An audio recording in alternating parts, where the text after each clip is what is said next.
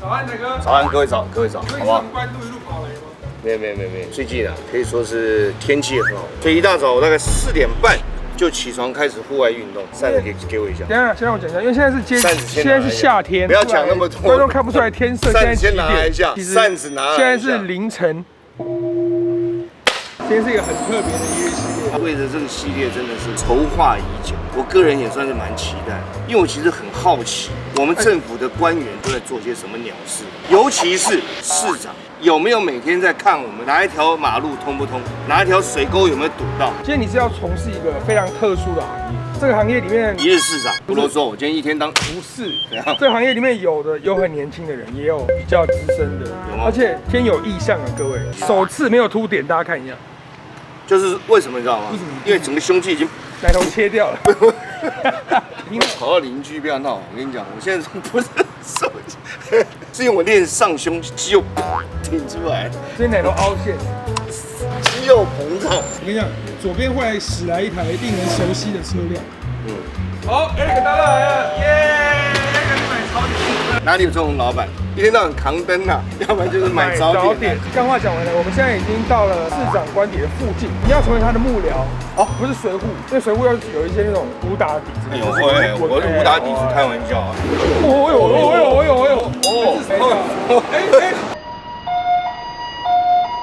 一日幕僚，就是文官出脑子。所以市长一出来，我就跟他讲。哎，讲，两边来吃吃米粉汤，你两边来理发，两边过来吃吃边的不？不要再讲了。我想市长是一个很特别的人，他每天早上一定要坐公车上班，实行减碳。也对，这点还不错。我原本以为幕僚是年纪比较大一点，可是我实际跟他们开会之后才发现，他们应该都比我小，都是感觉啊，差不多都是跟我儿子差不多等级的那种 nerd。Oh no，nurse。Nurse， 因为我不敢拍你站在官邸底下的那个瞬间，因为他一旦公开之后，这边可能每个都跪在地上一样。我们家前面水沟什么时候通啊？路平专案到现在还不平呢。别，来，我给处理，边。我跟你讲，市长现在应该早餐用的差不多了，是不是？你会饿吗？我当然饿啊。那你要不要先吃个早餐？当然是要吃早餐啊，6点多就在办公。哎，你看他的脚呢？幕僚可以穿得像林书豪吗？我跟你讲，绝对是 OK 的。OK 吗？现在幕僚已经不同于以前的幕僚了。以前幕僚是这样领带，然后白衬衫短的，跟呆瓜一样。现在不这样，现在是局才这样。哎，我觉得你今天讲话有点危险。我跟你讲啊，在一个民主国家讲话如果会危险，那哪里叫民主国家？危险是我们 care 而已，是这样讲。这都无所谓啊，随便无所谓啊，蔡英文都没关系，有种就播了。来了，我跟你讲，来了，我跟你讲，剪接你有种就播，有种。好，就这样。哎，好了，就这样了。一日市长幕僚，开始。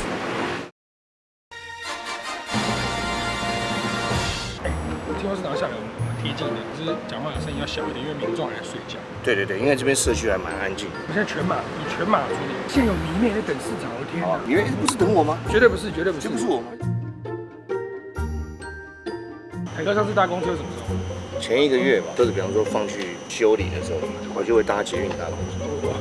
我到底市长来，你2位市长吃过没？张总。在这里代理由没有代理由去上班。我是您的那个风声，不是神。好了，小朋友。红粉呢？我的天哪！市长很辛苦，一大早。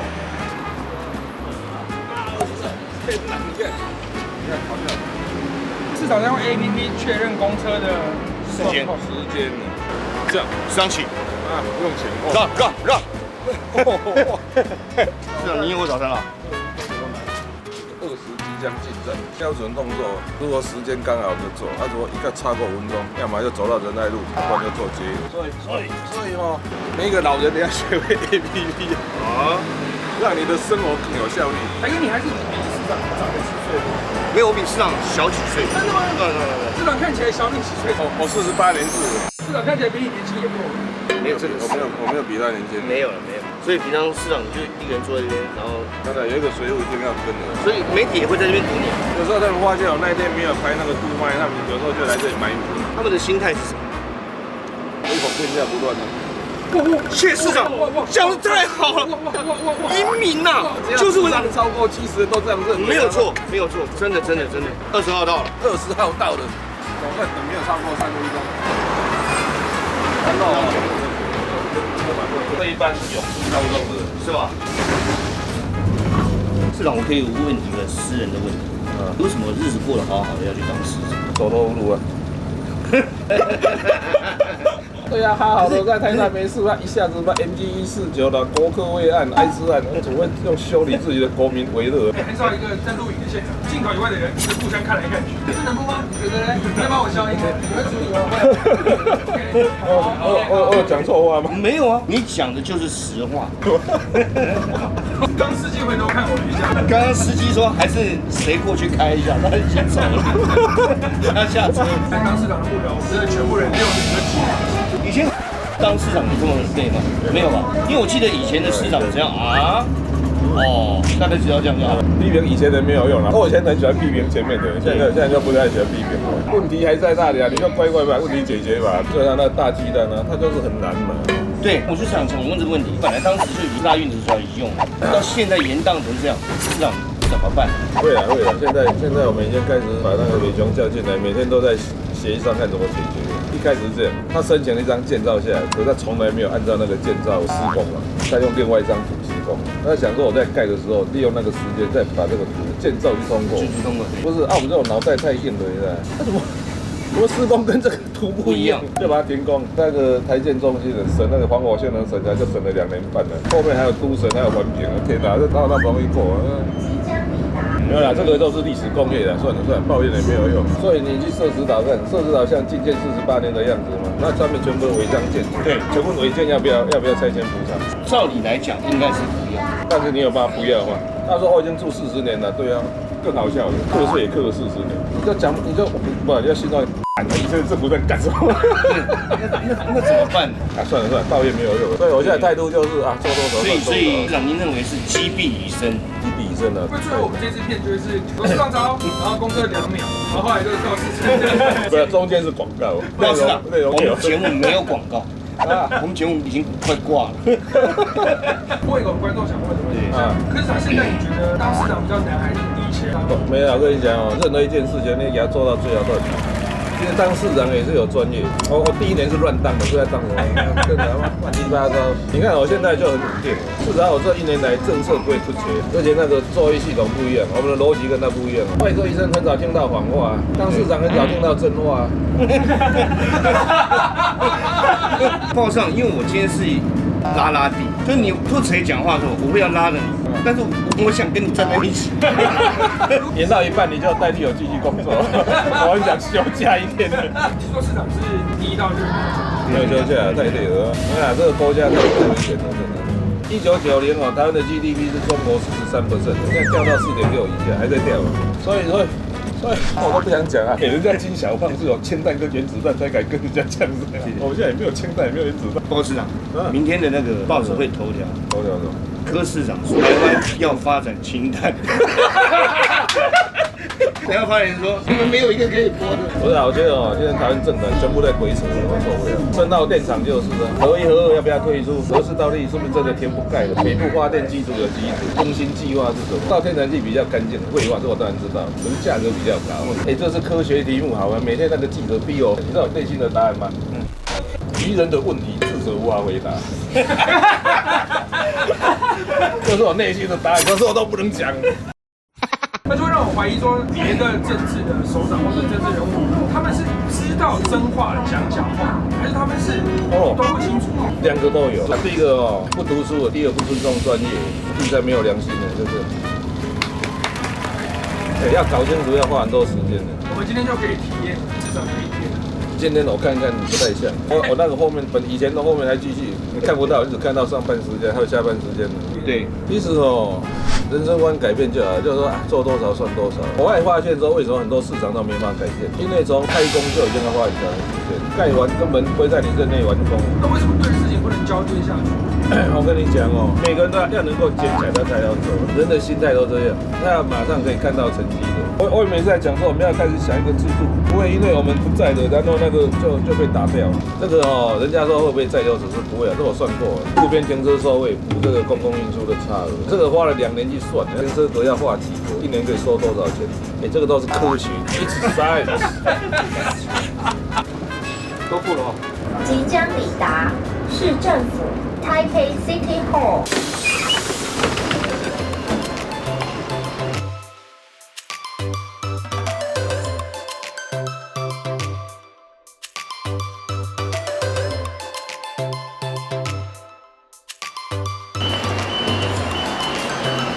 7点15，市长就准备要去上班。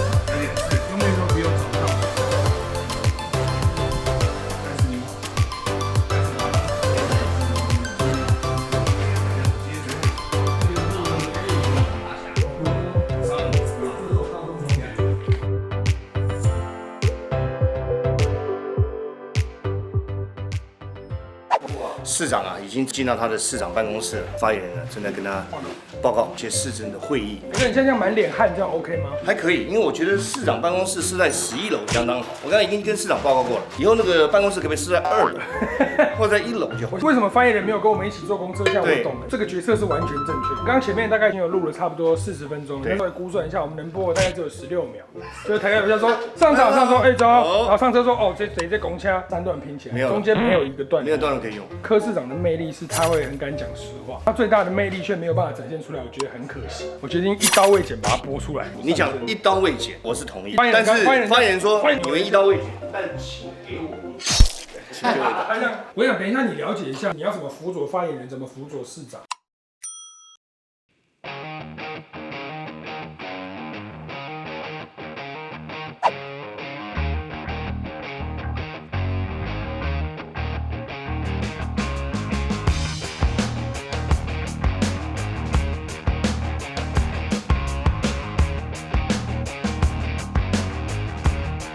施政报告的时候有发言的时候，就是说能够市长同意说这个计划一定要做，他那本案可以明年8月2日施政，在第1个环交社会。你搬走以后，那原来的空间要做。我们那个空间现在是打算是在做的。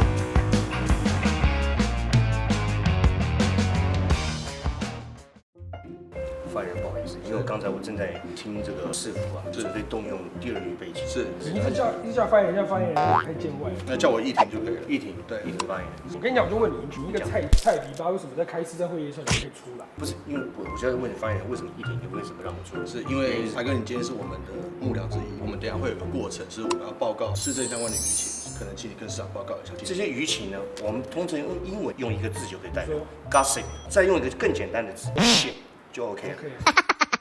今天有个蛮重要的舆情，在柯市长上任之后推行一个邻里交通改善计划。那这计划我简单讲，就是说它会在各个邻里的这个巷弄里面划设人行走道，没有停车格的地方，我们就把它划设停车格。新北市为什么不做呢？因为我们家门口那边连1台车都快过不了。是，各位请他跟对不起。那您可以跟新北市反映。那这个邻里交通改善计划，我们2015年4个里达标。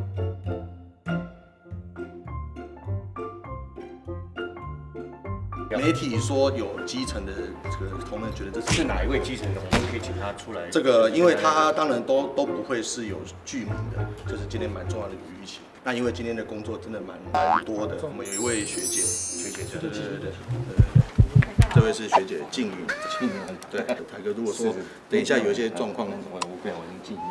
等一下，怎么会这样子？没有，我想说发言先站这边，不要。那需叫什么名字？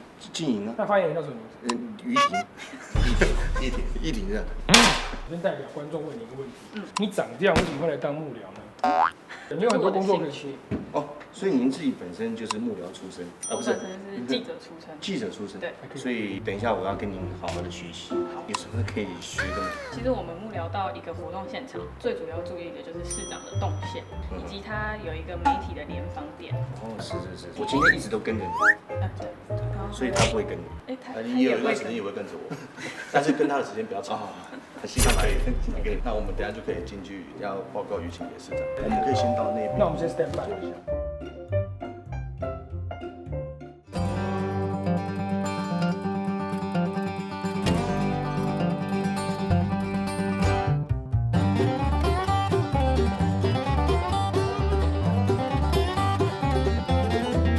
那在市政部分，因为我们今天有一位新的幕僚，跟市长报告一下，我们今天有这是重要的舆情。市长，各位市府的这个先进啊，我是新进的实习幕僚开始员。是这样的，今天呢有一个舆情跟大家稍微分享一下。根据我们所做的这个邻里交通改善计划的一个续讲办法，有部分的媒体质疑啊，我们是可以说是政策买票啊。我们在2015年开始的时候做这样的一个 project 的时候，当时只有4个人达标。那么在2016年的时候呢，已经有33个人跟进，去年的时候有175个人达标。所以呢，这次的这个有功人员的续奖的部分呢，可能光是小工的部分，很多远景呢都有记到小工以上。如果待会市长出去的时候，我相信很多的媒体都会针对这个问题向市长提出疑问。所以在回答媒体的时候，希望市长您能够三思而后行。这一点呢，可以不用谢谢。当时这样，大家努力啊，因为这样子，那100多个人这样会应该在去讲上来要修。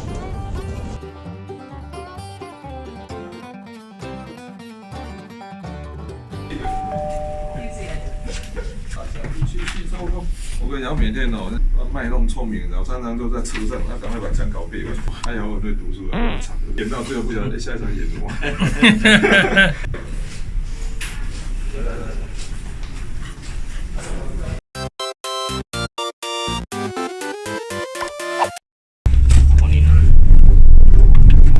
台哥已经完全在发挥幕僚的功能。对，我们现在是要赶回那种环南市场。不好意思，我很好奇，就是为什么市长要对两岸一家亲这件事情道歉？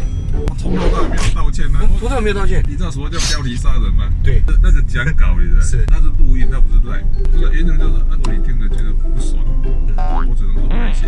哦，对啊，这很客气的说法。这个标题说，就安杀子，柯文哲为两岸一家亲道歉，然后民调就掉了10%。这么快？对啊，这个社会就是这样的。但是这样的，你不能每天都享有这么高的媒体声量，然后又要怪人家，意思就是说，水能载舟。是啊，我就会变口语刀。怪媒体，没有怪媒体，我只怪我命不好。我们对一下问题，关于今天每年的报名调查数的第一手。我知道现在就是差不多紧绷，然后差一点，那就是继续努力啊，对吧？丁总说市场很多证件是剽窃他的意见。是这样的，我们常常是这样，我们常常是执行力是我们比较大的优点。为什么分局一下子又这么严厉的抓贪污的风纪事件，一下子又给他们记够？赏罚分明啊，这哪也是问题。该罚的罚，该奖赏的奖赏。这个是详节。哇，辣妹起重机。辣妹起重机。这个收视率会提高。今天是什么？上梁哦。哇，今天已经是上梁工程了。今天的工商时间。我跟你说，今天来了一个新同事哎。我在电梯看到的那个。是一个戴眼镜的男生，文青感的男生。文青感，那不就是会看清楚的就出来了？哎，等一下，我觉得比起戴眼镜，有胡渣的男生才是最 man 的。胡渣，这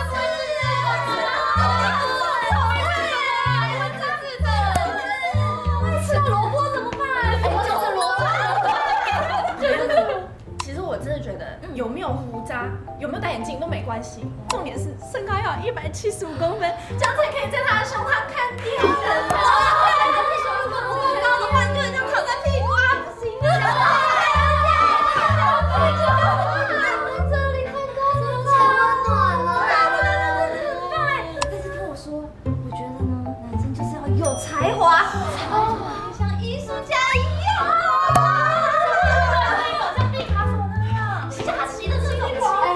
写书法那种水果吧，那种想法都很好的。你们觉得会弹乐器的男生怎么样？三角铁，三角铁。哎，但是你想一样，我们刚刚分享很多，你都没说。哎呦，我没想那么多啦，只要年轻一点，然后体力好，耐操都好。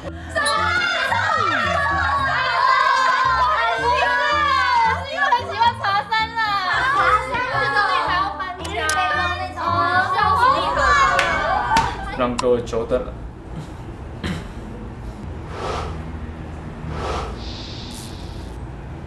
我是你的耐操同事中和台志远，一日卑躬。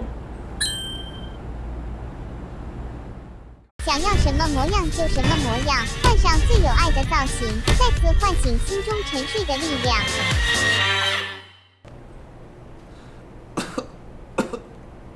也不用动手打人吧。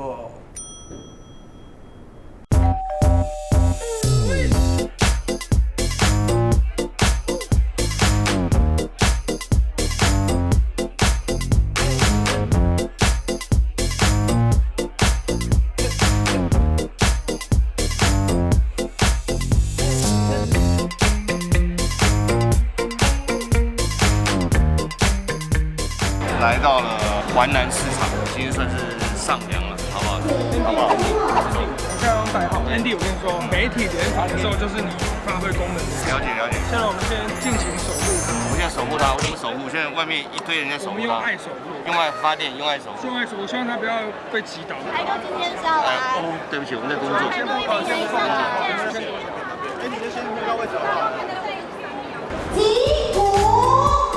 哇，这个环南市场呢，改建呢，算是对我们这个果菜市场来讲呢，是一个新的里程碑了。因为之前我跟坤达也开过环南市场，下次新的成立以后，希望有机会再来开。我只是幕僚而已。还是我们来访问记者好了，问一下说。为什么记者现在都要用这么漂亮的记者来现场？不管男的女的，颜值都这么高，为什么？台湾最美的风景。沙亮美，沙亮在上面。不是故意的，真的那么高。刚好而已。今天是第一次记者接受我的访问。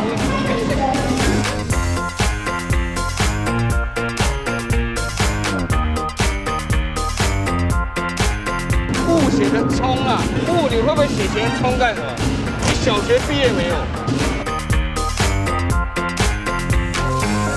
我现在本来要在那个市长的旁边，但是我现在连接近都没有办法接近他，我怎么办？刚刚听你访问发言人，这个工作辛苦，薪水又少，压力这么大。在看了学姐之后，我懂了，我懂了。对，学姐是经过临摹海选以后才进来的，所以这个团队如果没有你，这些学长都不会来的，是这样。我是最后才进来。真的吗？填一个进来，然后继续填，对不对？没有吧？所以我想问一下学姐，当一个幕僚是你自己自愿的吗？还是说，比方说是男朋友在这边工作，你不得已？像有这种高阶，高阶，男朋友在那边工作，所以不是。请问有男朋友吗？对啊，对，你好，那我们下一位。没有。那你每天跟着市长这样到处南征北讨啊，会不会觉得有些时候也蛮烦？会，对不对？你刚刚有犹豫，会，对不对？累还是烦？那你过来讲。真的，不是我的意思是说，你会遇到很多这种里长啊什么不相然后过来蹭一下，你看他的举动，你会觉得很烦。没有，我觉得每个人有每个人不一样。这样，我怎么没有3次？好，所以等一下呢，上梁的仪式完了以后，他得要接受收媒体的电话。我拿这个录音笔来录音，创造新的环境而努力。请看 VCR， 我真的没有碰到他。然后我拿录音笔录音，万一手上讲得太嗨了，你就戳我，我再去戳他，然后他再戳旁边的，大家戳来戳去，说到底是怎样？接下来还会有工人在后面，他说该讲到一段的时候。对，但是问题是我个人来讲，不是很喜欢市长讲这些有的没的，所以稍微戳几段了，其实这2个重要。我感觉今天司仪啊报得很好，这个地点很重要，可以说从南到北所有的蔬果通通在这里。市长柯文哲，现在我们的市长要数金螺丝了，他没。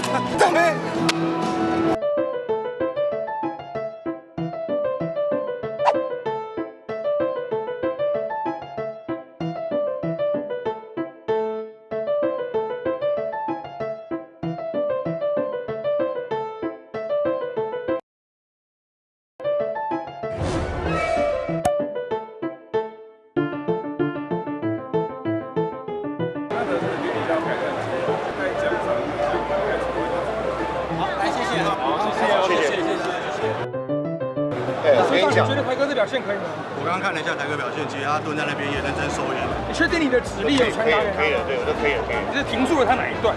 我是每一段。其实他本身的讲的还不错，对，但是我再一次的，我要向全国举泵的人致敬。都还不错吗？哎呦，吃饭了吗？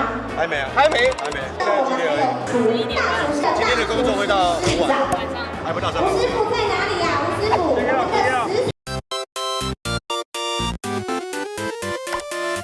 所以发现我们下一个行程是不是要去剥皮寮剥一下？要去剥皮寮啊，再去但是 B2 广场。剥皮寮也是要解决问题，这种征收的问题，这是有政治理念的，有时候小题解决这样很大问题。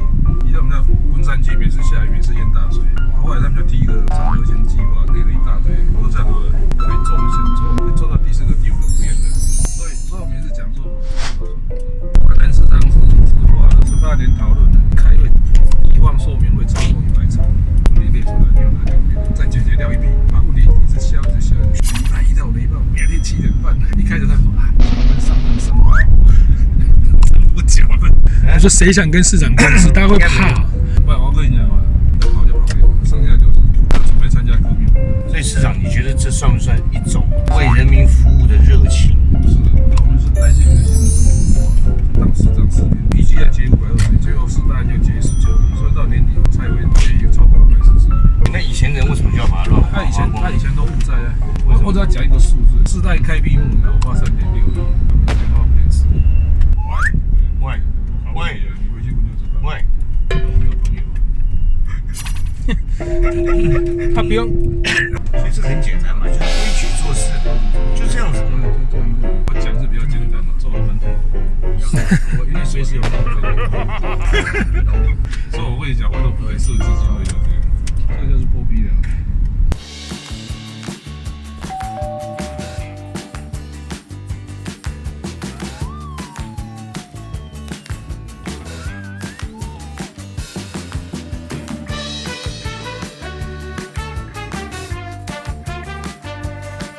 要讲的就是逢甲跟台北的发展。这是哪一个单位？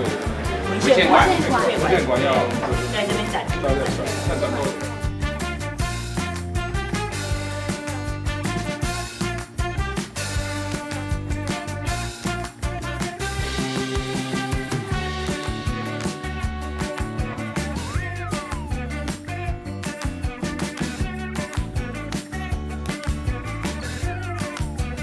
那感谢市长、局长今天莅临我们的梦行西城特展。好，谢谢。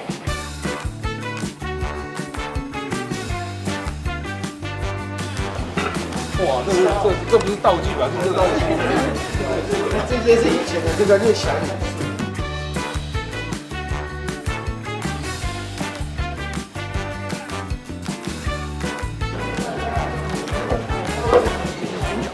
先到那边。我带你过来。因为这个场景在那边，因为现在要找这个场景也很难找。OK， 我给你个蛋，现在怎样？它的巡视你丢出来，根据你自拍。哦不，这误会了，因为它这整条街啊都是一个怀旧的街道。像学姐她一定不懂什么叫冰果室。你讲一下什么叫冰果室？冰果室它就是卖冰跟果，理发厅就是理发的，豆干处卖豆干，剥皮啊就以前来这边都要剥一层皮，你懂意思？要剥哪一层？你以为学姐是笨蛋吗？什么？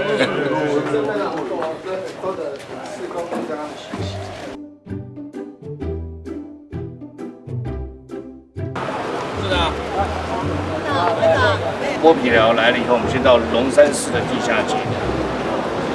为什么一日幕僚拍有点像躲藏版明星，又热又累，拿到大机器跟还不能被发现，怎么会这样？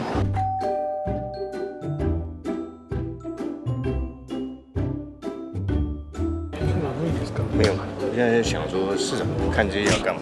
因为你这个问题想得非常好，对，他为什么不请？比如说学姐拿个V8这样拍一拍，我就给他看就好。看着要干什么？对，这我没有花钱嘛。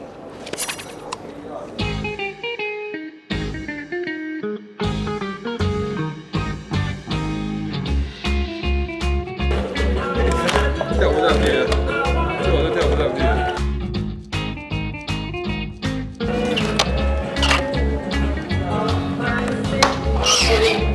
它可以训练这个手指的灵活，就比方玩 LOL 的时候是有帮助。你不觉得用这个训练完 LOL 简直是脱了裤子放屁？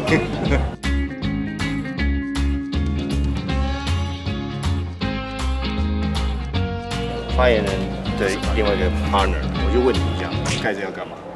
开始要干嘛？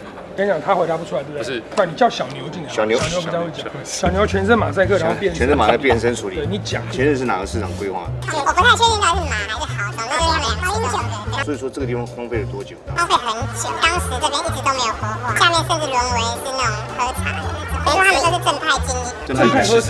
其实那个时候就缺乏管理。你为什么不好好的管理，把它变成不是我好的一个茶室？所有的茶叶都在这里喝，经过检验。对，比方说很多卖茶的，月亮茶，对啊，柯市长一直想要活化这块地。我跟你讲，我来这边卖豆干，不是来这样卖豆。他来这边开冰果，小胖来这边理发，开理发店。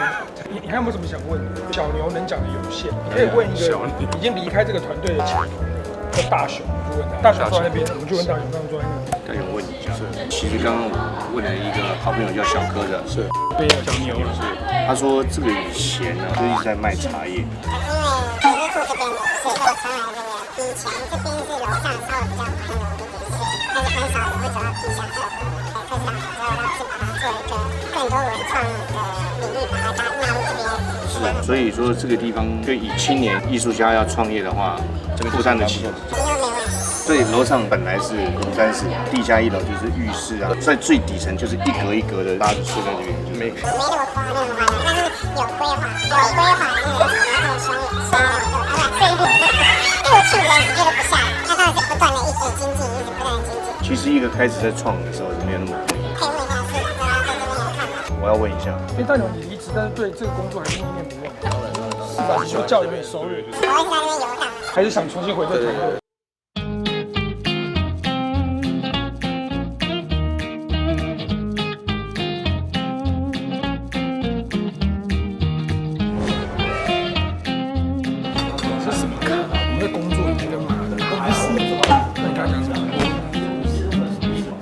被你问啊，我知道他是，其实我要问一下市长，报告市长，你觉得这个做好吗？其实龙山寺也每年有300万的投资，其实这个是一个旧城区的小小几个，一个凤甲城市博物馆。因为你做这个不会有人年轻人要看，因为我觉得那个高度够高嘛，你不如把每个地方都变成一个小型的摄影，吸引网红过来这边拍东西。要不然就是你每一格都是做最新的电玩，吸引宅男来这边打电玩，然后旁边卖咖喱饭、卖牛冻，因为他们只吃牛冻跟咖喱饭，然后他们吃饱就去继续打。办的一个活动，我觉得很感动。包括那个打电玩打好几天，那个是一个很好的活动，全世界都看到，因为他直播。对，像这些东西哦，艺文的，应该把它放在比方说云林的一个，我们是去潮社，换几遍的。些规划。这边是委外经营多少钱，用什么平台招标？下一个冲动差点把标下来。政府还要补助他们。我可以做的补助是场地免费供你用，来装潢你自己出 ，project 就看。第1年免费，第2年抽10%，第3年稳定了你的利润的30%或者20%，其他的通通都是你的。这样子对于一个青年来讲，很好的条件呢。支持53号台志源。不过可以肯定的一点是，文创的这个地方绝对不会有毒品泛滥的问题，因为没有人会来。喂，他是因为没有人，不是因为没有毒品，绝对不会有泛滥。因为看到那个衣服都洒了，都假这几分钟啊，我来哇把以后了。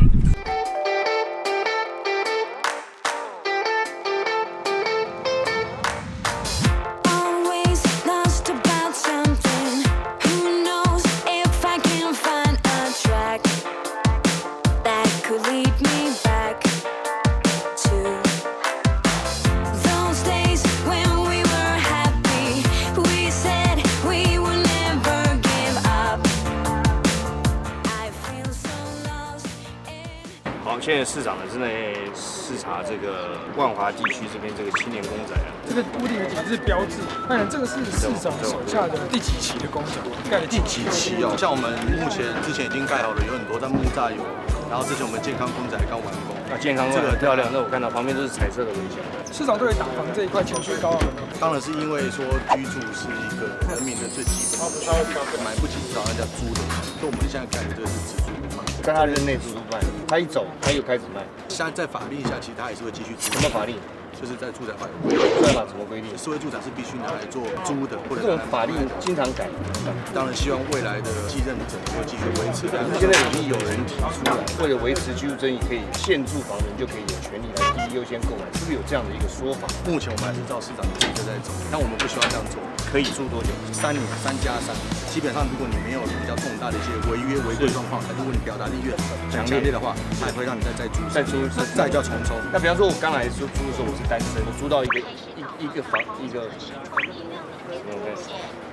创意料理，丢我的扇子给我。创意料理。比方说第1年我进来的时候一房，但第2年我结婚了，第3年我生了4个小孩，是啊，不是，第3年没那么快，3年以后我应该再换3房，所以它理论上它有个居住人数的限制。好，那等一下，那我就住这边，但是我们就自己偷偷，你睡这边，我睡这边，这样可不可以？我是不是很烦？你不要问一些无聊的问题，我会很难处理。我们有物管公司会随时来家访，然后了解谁哪一户哪边。那万一有人破坏了这个游戏规则怎么办？希望未来的继任者维持这样的政策继续进行。问过的问题不要再问。盖公宅的难度很高，很高，非常高。土地的取得，当地的居民做沟通，所以他也不能说很海派，说一下子就盖30万户啦，打房这样打下去，他也盖不了。成年都可以抽吗？涉及在台北市或者是就学20岁以上，详细的规则可以上都发局的网站。那我问你，那像马总统这样4+4再抽是 OK 的吗？他是说他4+4有在选，他再抽一次这样 OK 吗？3次。OK， 谢谢。走。OK。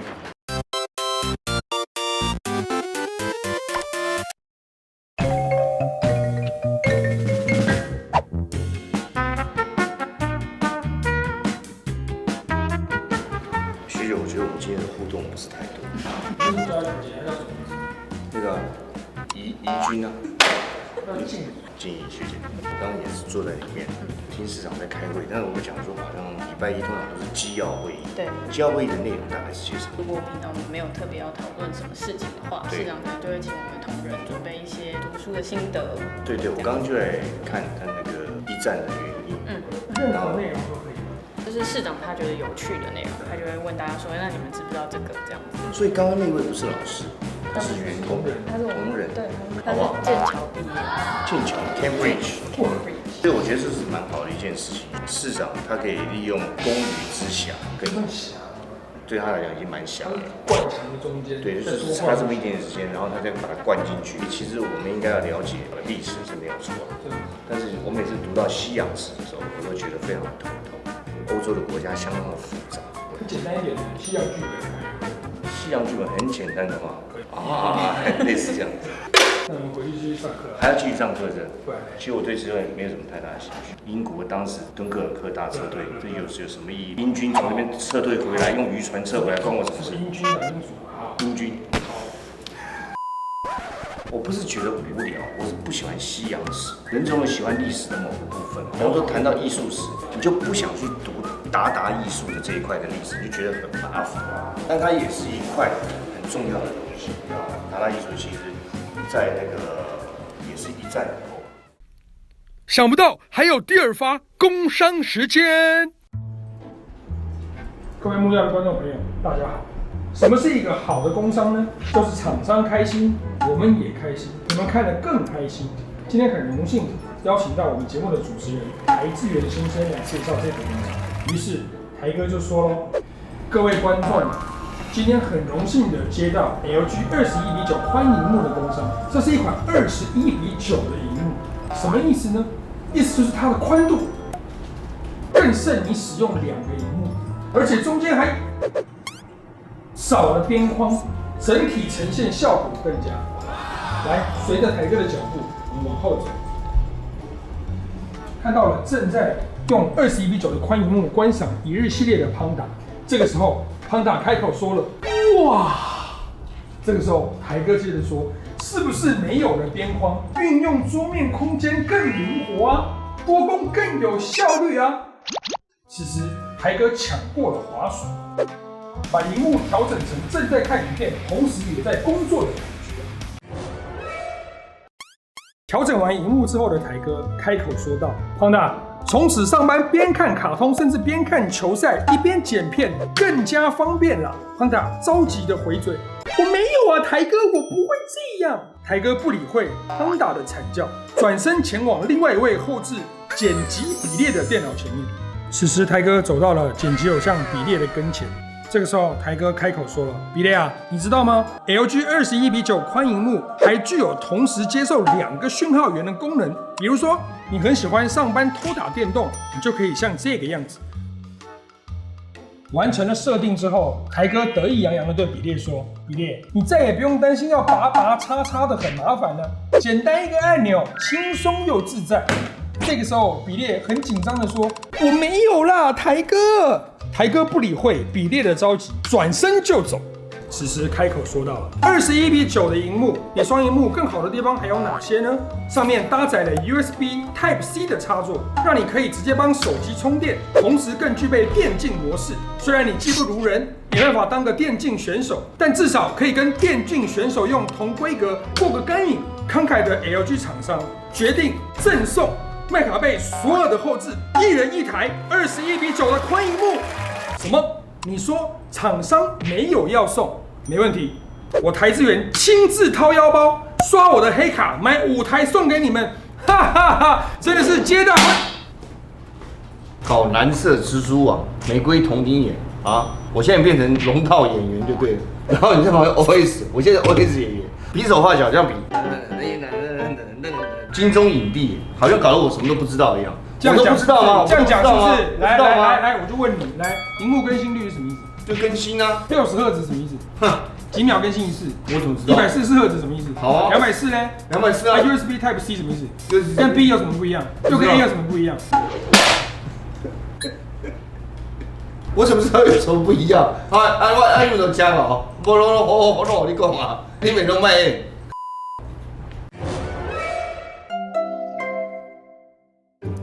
现在已经快下午6点，我想请问我们什么时候放中午饭？就中午还没有吃，市场都不吃饭的吗？他有吃，在行程中我们有偷吃了一点，就是吃一点那个蛋卷或者人家给的那个小饼干，那就是胡椒饼干，那是吃饭。对，他有没有考虑到有一个新进的幕僚？他也会提醒我们，就说能吃就不会吃。也就是看到有摊商的时候，可能就要去随便拿点吃的。市长到底是去巡视还是去化缘？所以是要给你们也拿一多，所以他去巡视化分池，你们就去洗食药，那谁食药来买？所以市场是不太在乎食物。是，他对食物的认知就是蛋白质啊、糖类、淀粉啊、脂肪。对，他如果吃到更多，我们就说是补充一点纤维。你这还蛮好笑。他的私生活比我们还暴力。他以前当医生的时候，比现在的生活更暴力。好，学长，那我要问你一下，比方说现在已经快6点了，请问晚餐有没有着落？想办法帮你们张罗一下。我们早上陪市长在外面逛的时候，很像在录什么茶马明星，因为他们拿镜头一直在冲，录到后来发现我们在录饥饿游戏，因为是没东西吃。而且在相处1天，我就发现一些市长的习惯，市长不太喜欢看人家的眼睛。当你说的对的时候，他会不讲话。对，他会思考，所以我觉得他是一个很真的。市长回家应该有个爱的晚餐吧？他通常晚餐几乎都在这边吃。那一般这个计划会抓到6点，通常就是开到6点。可是市长看他心情，如果他心情好，会一直讲下去。我想请问一下，市府的团队他们都没有家人，你们会不会开着掉下2行清泪，讲我妈妈了？不会啊，还好，反正就是燃烧自己的热情，看能够燃烧到多久。会想离职吗？坦白说，不会。不会吗？这个工作没有办法干，这个不是辛苦，是痛苦。这么严重？学姐你来这边多久？3个月。赶走了吧？还好。不可能，你跟你男朋友感情很好吗？不会啊，还好。那他不会抱怨说你太少陪他什么的？还好，因为他也是一个很独立的人，他喜欢有他自己的那个小空间。就他是属于那种太阳型。你工作几年？到现在应该满1年。之前是当记者。特别喜欢记者体系，杀敌就是要从第一阵。所以他是一个以夷制夷的方法。他常常讲话需要大家去帮他想好说哦，应该要怎么讲。你真的有猜对他们的陷阱题过？就是确实今天所有的题目全部一网打尽，今天只有1题没有猜中，因为许仁美要选台北市长。下一题，下一题，对对对，下一题。但是我现在最后要问你一个问题，就是如果有一个地方加薪1/2，你走不走？我们还是努力做好每天该做的事情。OK，Do you want 3倍的薪水？不走。不走。我觉得台北市还有很多事情。台北市还有很多事情。你可以去把台北市天津街的烟头先清干净，还有那个河边公园先清干净。如果你们今天2位啊，某一天上班会有节奏没来，他会发现。他会认真练。他偶尔跑完行程之后，他会问我说：“哎，你吃饭了没？哎，要怎么回家？”他还问你吃饭了没？我的妈呀！暂停，他问我吃饭了没？来1年，柯市长可有问你怎么回家？来，天下乌鸦一般黑啊！正常，因为为什么呢？因为我们有些时候我们要顾及到我们的女性的同仁，因为他们回家会不安全。你也都是，我都是这样子。对啊，云林以北的我都算很近，都会亲自上班。刚刚说什么？可是我住奥湾大都顺。好了，不能再扯了 ，check it out。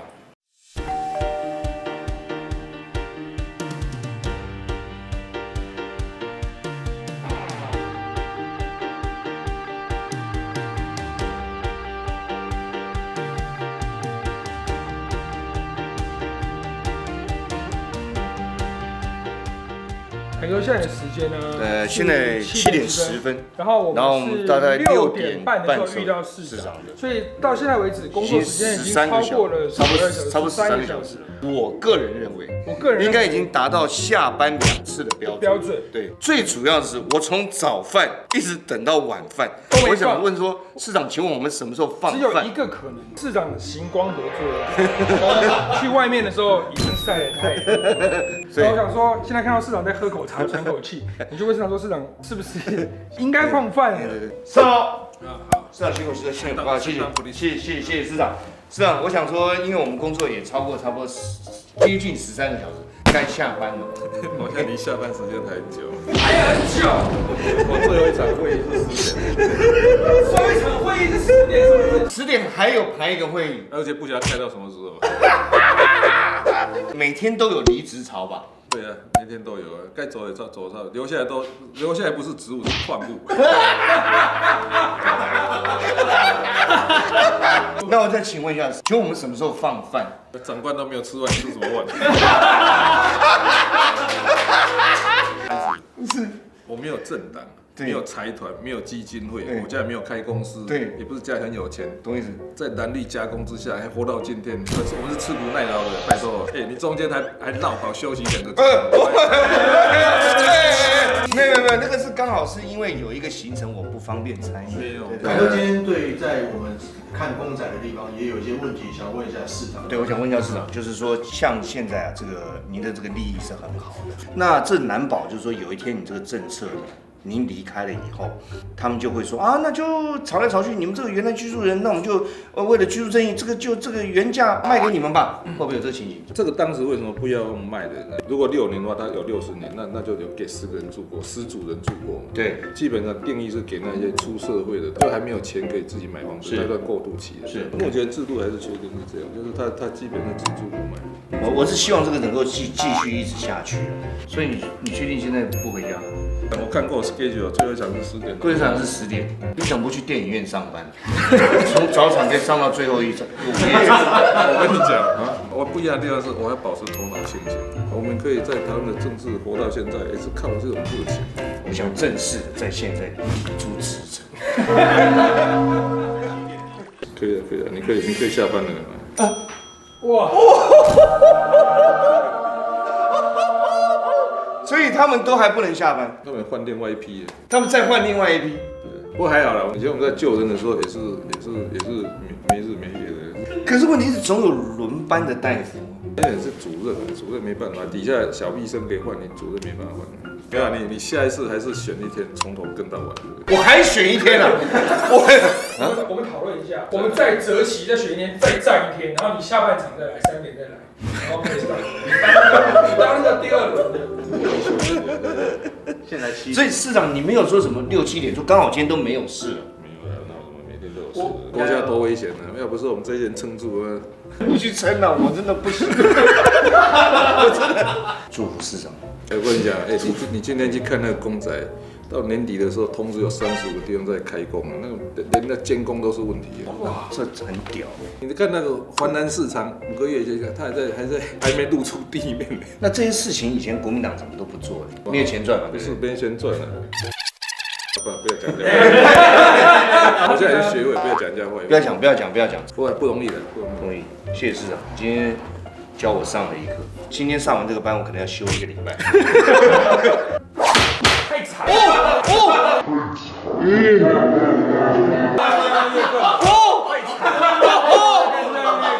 我第一次看到市长有点惊讶，他有点惊讶，头部外伤。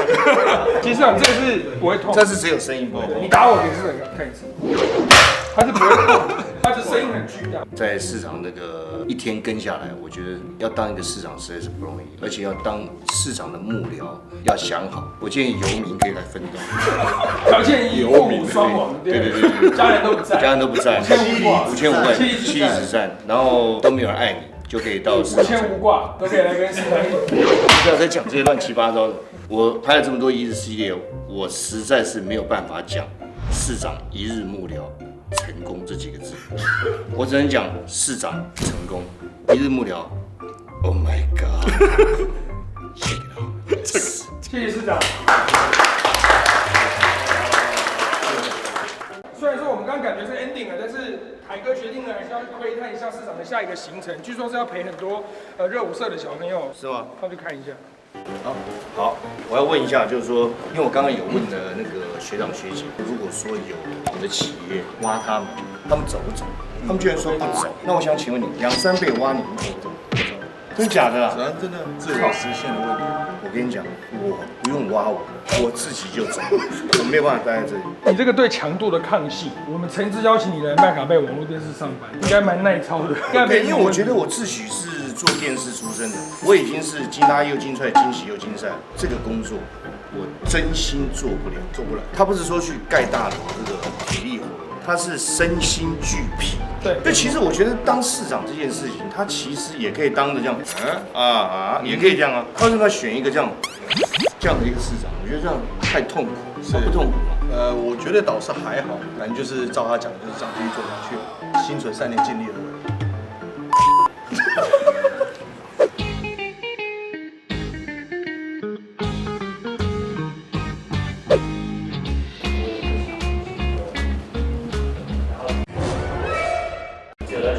放饭的酒，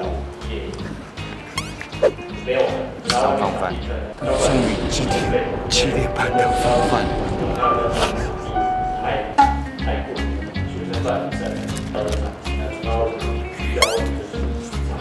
对，现在那个捷运他们那些封面使用的。现在市长还是要跟他们沟通，说白了要躲在旁边。对，但是我们如果是比赛的话，我们需要。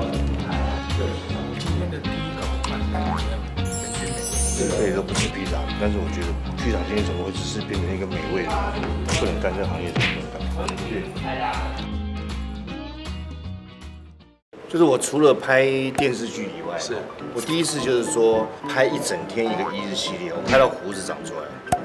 可是这并不是市长工作时间最长的一次啊，这样还不是最长的一次。他骑过1日双塔这件事，你知道吗？不，他为什么要去骑1日双塔？它是一个意志力的展现。他从富贵甲灯塔骑到鹅銮比灯塔，花28个小时完成。我告诉你，其实我可以花2分钟就完成，就摆2个蛋挞。我这意志力也很坚强，在2分钟之内把它吃完。那个。你也受不了，我受不了，我才受不了！我现在想冲进去扁他，要不他不是市长，我跟你讲，我不骗你啊！不，我跟你讲，要不他有随扈，我跟你讲，我就好不好？我已经找到了，因为我们老板是一个登山狂，然后他们一直在偷偷讨论说要去爬雪山，我已经替你找到你的 partner。我跟你讲，我觉得应该柯市长找我们老板来当他其中一个幕僚，他们2人可以一直工作24小时，这么美。我老板变态的。下次如果有1日市场放饭的时候，你再 cue 我来，了解。没有放饭，你得绝对不会来。非常感谢，谢谢发言，下次不要再找我，谢谢。啊，真的吗？谢谢各位同学，你们也不回家，对不对？我还在上班，你们还在上班，还在 working 啊。所以你们也没有家人嘛？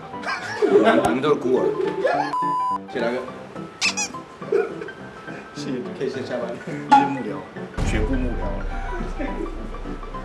拜，不送了 ，Enjoy yourself。Early morning, trying hard to get out of bed.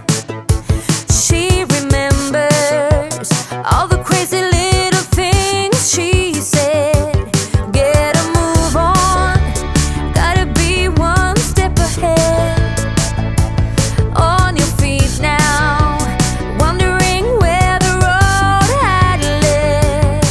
And it's one more minute, and you feel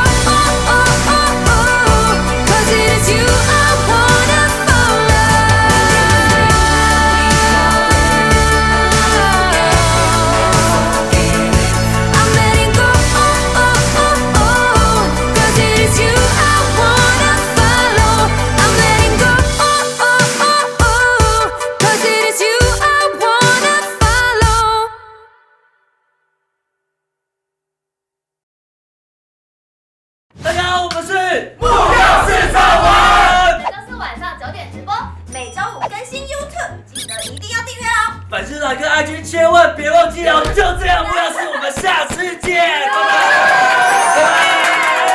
太好了，太好了！陈百强，我的台词呢？陈百强。